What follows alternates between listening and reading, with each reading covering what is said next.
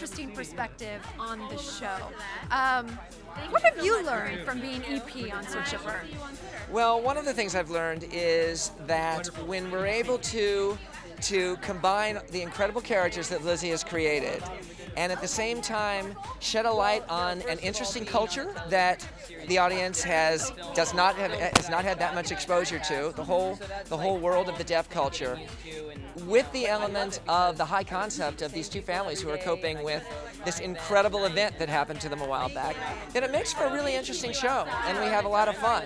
But it does boil down to characters you really want to love and interrelationships that you really want to follow. And I so love the thought of our audience wondering what's going to happen with Bay and Emmett. How will their relationship progress? What's going to be, how are Bay and Daphne going to continue to work together and live together? And what's going to happen when Angelo injects himself into their lives? There's so many great characters. I feel like you wonder what is going to happen with each and every one in every possible matchup. Well, we try to thread within our episodes interesting revelations and interesting surprises, and it's always fun when there's a secret that you don't want to come out, because usually it will in some unexpected and explosive way. Do you have any secrets you can share with us about upcoming episodes? Maybe some themes that might be delivered? Well, I can tell you that there are going to be some very unexpected turns that come up that are going to explode in a really interesting way. And last year we had the surprise where Regina revealed that she knew about the switch. And this year there is another secret that's going to be coming out.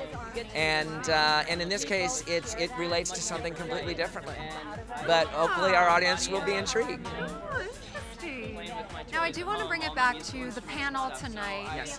What does this mean to you from the inside perspective? Well, we work so hard on our show, and we work so hard in terms of creating an honest view of this world and this life. And when it's recognized by the Academy and we have an event like this, we're so honored and so excited to be here. And I just love seeing my cast dressed up and looking as beautiful as they always do, but maybe even a little more so tonight. Yes. And I'd love to hear what kind of response you've gotten, not just from viewers, but also from people who are also in the TV business, because like you said earlier, this is a unique perspective on something we haven't really seen on TV, at least not of late. I have had friends of mine who work in the business who watch the show, and they've called me up and they've told me how much they love it, how much they love to watch it with their families.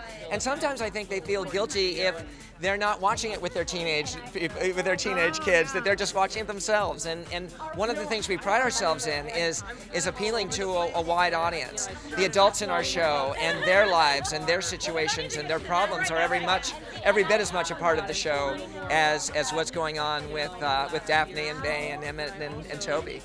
On the production side of things, how many episodes can you promise us as of right now? Well, as of right now, we are in the middle of our first season, and we have just wrapped that, and we are coming back in April, and we are shooting 10 more episodes that will be on, I believe, this summer. And then hopefully there will be more after that.